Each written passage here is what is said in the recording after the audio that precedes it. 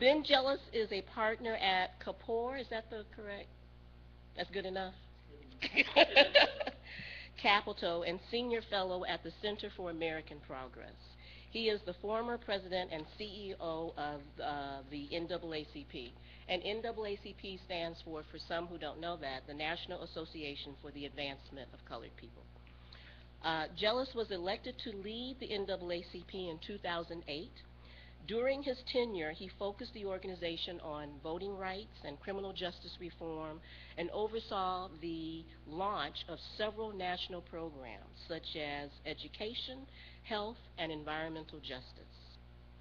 Jealous was the youngest person ever appointed to lead the organization and expanded the NAACP's capacity to organize around issues pertaining to the economy and voter registration and mobilization. Jealous's career began in 1991 when he served as a community organizer in Harlem with the NAACP Legal Defense Fund. Among his many achievements and accolades, Jealous was named one of Time's, that's a U.S. magazine, at least a U.S. magazine, I don't know, so. He was named one of Time's 40 under 40 rising stars of American politics in 2010 and was recently designated as a young global leader by the World Economic Forum.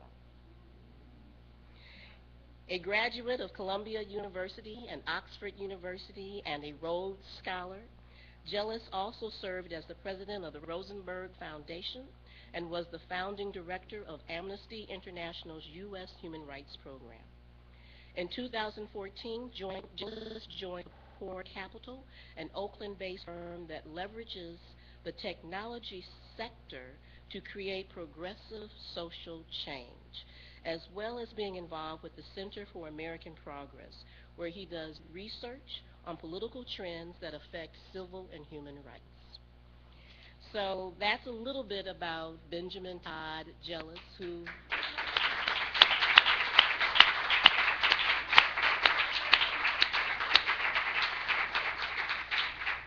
clearly has been walking a path that complements the path that NCBI has been on, right?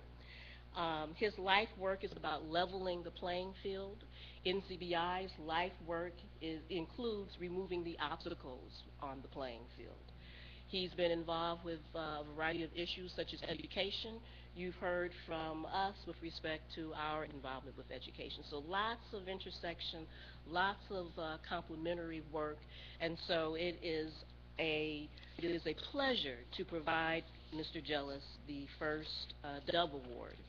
And so I'm going to say a little bit about the award. It's called the Dove Award, and so for many of us that generates the symbolism of peace, right? You think of doves, you think of peace. So that's part of why this is called the Dove Award. And also, Joyce Shabazz gave it meaning. We've got an acronym. Dove stands for Dedicated to Organizations and Communities Building Human Value and Equity. So, Mr. Jealous, I present to you the Dove Award. Thank you. Thank you.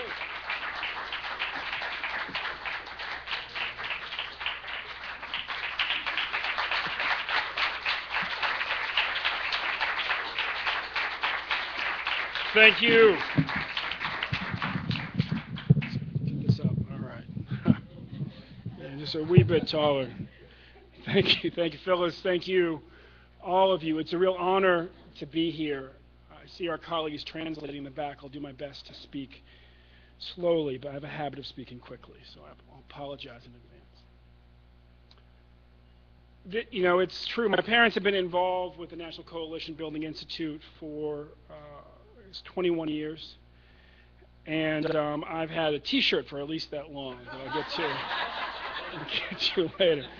Parents started the Monterey chapter, and all I got was this T-shirt. And Sue is here, and Sue and Sherry have been part of our family for a long time, and we part of theirs and part of yours. I think it's wonderful that you have such an involvement from overseas in this group. I've been headed to the UN in Geneva to testify at the Human Rights Council about racial profiling in the U.S. and had to walk through the police racial profiling North African and Muslim youth in Switzerland. I've stood at the docks in Liverpool, England, and looked at the African boys carved in the facades of the old banks and listened to the origins of the black on white racial tensions in England. And they try to pretend like race doesn't exist in England, like we try to pretend that class doesn't exist here. There's a place called Appalachia. There's another place called West Baltimore. They're both close. If you really believe that class doesn't exist, I'd be happy to take you to them sometime.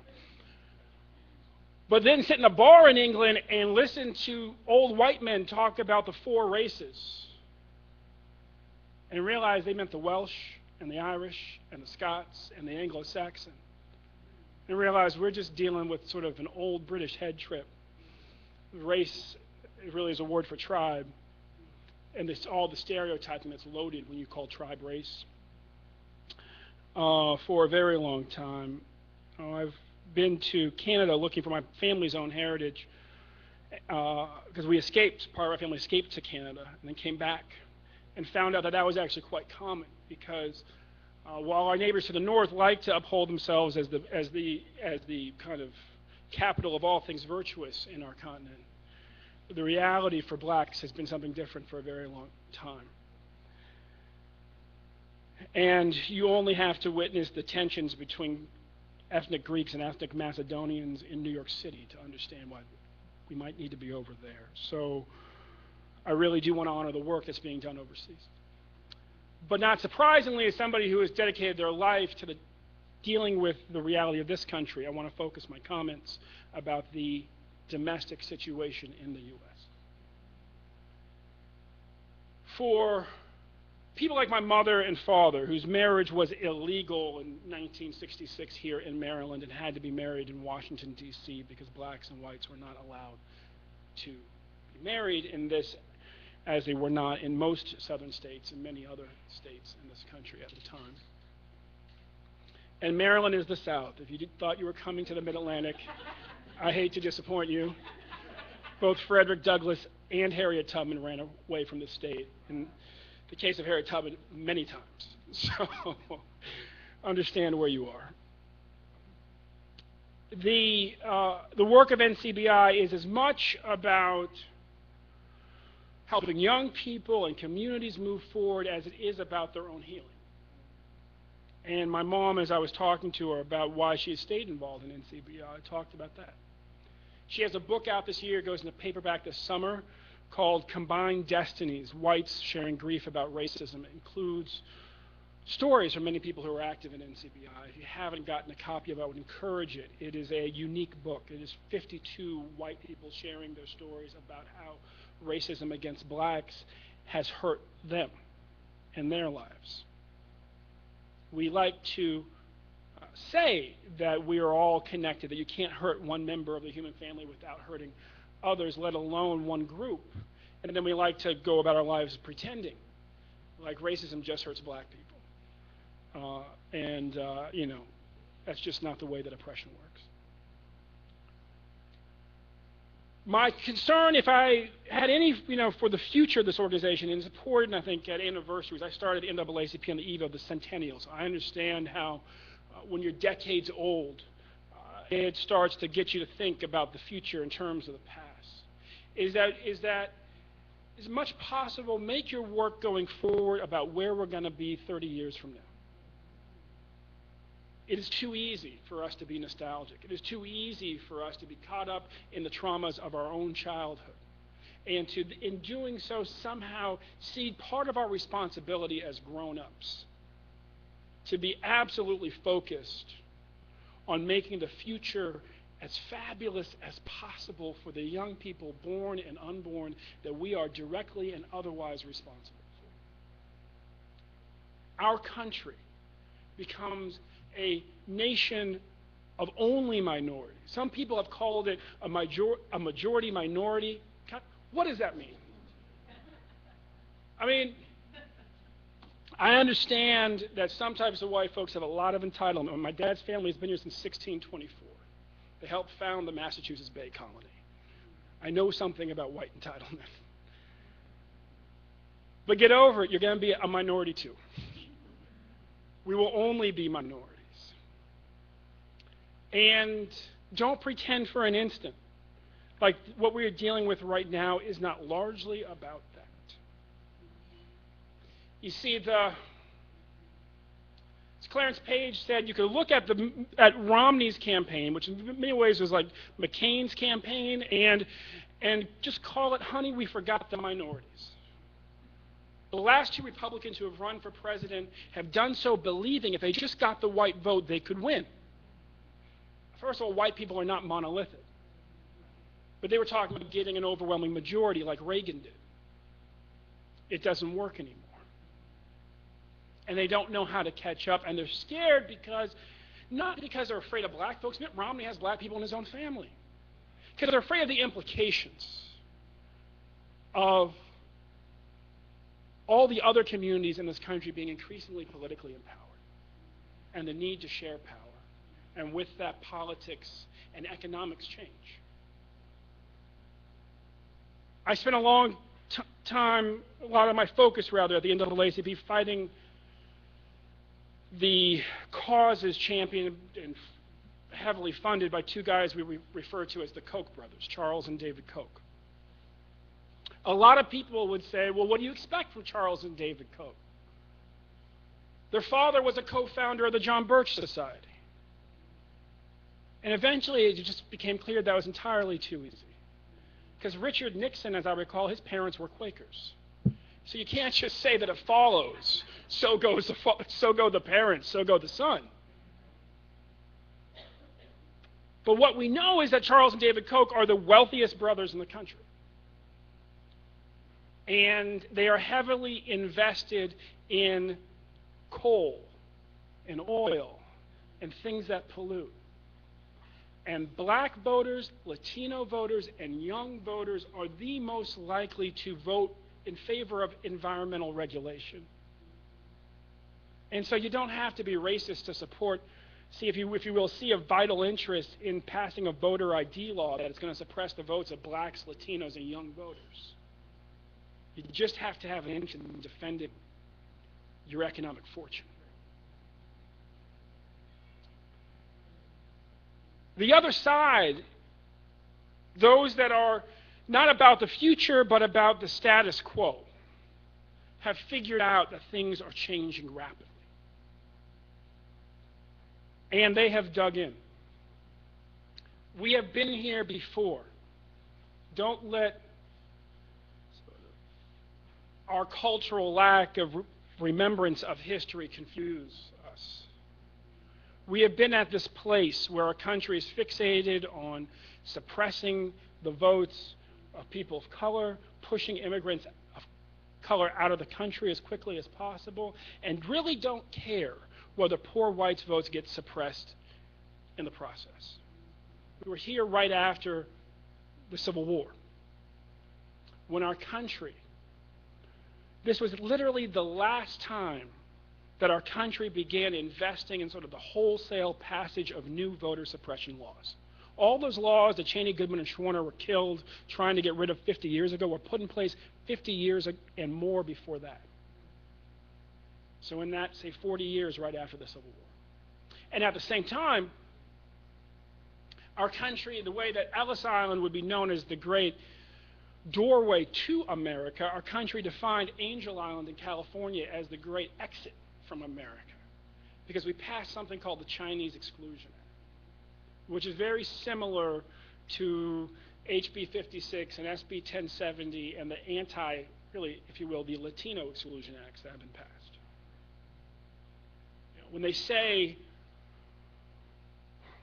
we are empowering police to stop and ask for their papers anybody who they believe there's probable cause to suspect may be an undocumented immigrant, Justin Bieber knows he has nothing to worry about. Canadians are often the second largest group of undocumented in any state in this country. I have yet to see a raid of a Canadian neighborhood. And what's driving it is that the other side has not figured out, that the other side has figured out something that we have not yet internalized, which is that every demographic trend for the next 50 years is in our favor. And we get to decide how fast the future comes. And they're trying to take advantage of that gap between them figuring it out and us figuring it out to tilt the playing field as steeply as possible to hold off the future, not forever. They know they can't do that. But just long enough to die without it changing too much on them.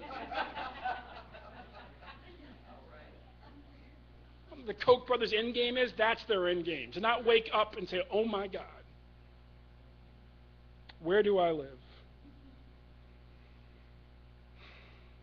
Consider this. The last presidential campaign, Barack Obama's campaign, he spent about $1 billion running for president. Meanwhile, Georgia right now, South Carolina right now, we consider to be basically the strongholds of people who are against, typically, inclusion, for voter suppression, against immigration, at least for people of color.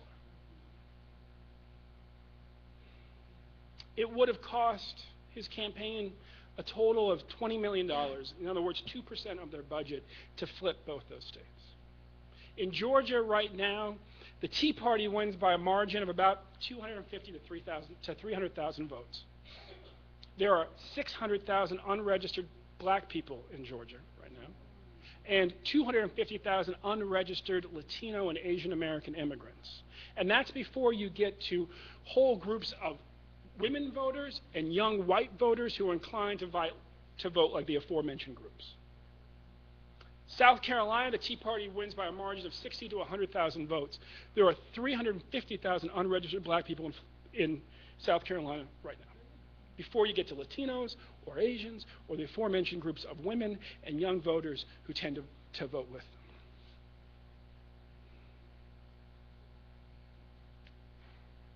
The future is here right now. You start changing politics in South Carolina and Georgia, and the whole country changes. And quickly. And if you want to know what that looks like, again, consider where you are right now. You are in Maryland, a state that was kept out of the Confederacy because Lincoln violated habeas corpus and arrested members of the House of Delegates before they cast votes for secession to make sure that they would not. Or this would have been the Confederacy as well, and this nation's capital would have been surrounded, and the war likely would have ended very differently. Why is that important? Because this year we are likely to elect our first black governor since, well, maybe ever, certainly since Reconstruction. Only the second in the South since Reconstruction. Only the third in the country, unless we think the rest of the country is doing so great. And why is that important? Let me tell you about Anthony Brown. Let me just talk to you for a second about All for One and One for All. 2010, the left in this country, progressives, really anybody to the left of Attila the Hun, got schooled. Because this group called the Tea Party popped up. The Tea Party, lest you think, they aren't willing to learn from anybody who's able to teach, have driven the collected writings of Bayard Rustin, the out-gay black leader who was the architect of the March on Washington, to cost upwards often of $1,000 on eBay, because it's out of print. Because Freedom Works and other groups said you must read it, and it's hard to find. The Tea Party invested in organizing, they invested in turning out their base, they flipped state houses across this country in 2010, and they are likely to do it again in 2014. 2011 came, and we were looking at these voter suppression laws being passed across the country. And at the same time, women's rights coming under increasing attack, and weird phrases like transvaginal ultrasound being introduced into our vernacular, which makes the entire room shiver, and yet they would say it over and over again. And attacks on the rights of the LGBT community, and attacks on the environmental rights, and. And I stood in a room, not many more people than this, the leaders of the largest membership organizations in the country, again, to the left of Attila the Hun, and said, we have a choice. The other side has decided that it is hunting season on all of us. And we can either run back to our respective corners, circle around the wagons around each of our villages and watch all of them burn, or we can adopt the motto of the Three Musketeers and NCBI, all for one and one for all, and flip the script on them. In Maryland, in 2012, as we were celebrating having turned the tide back against voter suppression laws just in 12 months across the country by, for instance, bringing the Sierra Club and Greenpeace into the voting rights fight in this country, and with them organized white people. We faced a different type of challenge, and this again is what's possible in the South when we act like we have a future. On the ballot and at the state capitol, there were multiple very progressive ambitions: passing the DREAM Act, passing marriage equality, abolishing the death penalty, expanding voting rights, and passing sensible gun safety reform. And then the wise old men came out, and they said, and they were men, and they said, golly gee, let's slow it down. Try to do one or two of these this session, maybe we can get to one or two of them next session. We looked at the rest of the state, and we said, the rest of the country, we said, we don't know that we can take for granted this state's going to look like this state. We don't know where things are going. We're going to do them all. And they said, no, please. And then a young person stood up at the coalition meeting and said, explain to me how that adds up, please. Because if we don't support LGBT equality, we're going to demobilize one group of young people. If you don't support the DREAM Act, you're going to demobilize a different group. If you don't support... And I stood back up again and I said, look, it works well on defense. Let's try it on offense. All for one and one for all. And in this state, that Harriet Tubman and Frederick Douglass both ran away from. Again, Harriet many times. Last year we passed marriage equality. We abolished the death penalty. We passed the DREAM Act. We expanded voting rights protections. And we passed sensible gun safety reform.